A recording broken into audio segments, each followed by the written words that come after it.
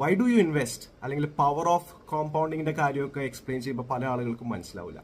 Even inflation, പണപ്പെരുപ്പം മിക്ക ആളുകൾക്കും കേൾക്കുമ്പോൾ അത് മനസ്സിലാവില്ല. സിമ്പിൾ ആയിട്ട് ഉള്ളൊരു ലൈഫ് എക്സാമ്പിൾ വെച്ച് പറഞ്ഞുതരാം. ഇത് എഗ് പഫ്സ്, നമ്മളെല്ലാവരും കഴിച്ചിട്ടുള്ള ഒരു സാധനമാണ്. ഇതിന് 2003 ഞാൻ 6ാം ക്ലാസ്സിൽ പഠിക്കുമ്പോൾ ഒരു എഗ് പഫ്സിന് 3 രൂപ 50 പൈസ നമ്മുടെ സ്കൂളിൽ കിട്ടിയിരുന്ന പൈസ. ഇന്ന് ഞാൻ ഈ എഗ് പഫ്സ് വാങ്ങിച്ചത് 22 രൂപയ്ക്കാണ്.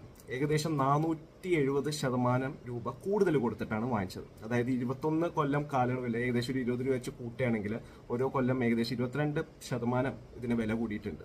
പക്ഷെ ഇന്ന് എനിക്ക് ആ 20 രൂപ കൊടുക്കുമ്പോൾ എനിക്ക് വലിയ പെയിൻ തോന്നൂല.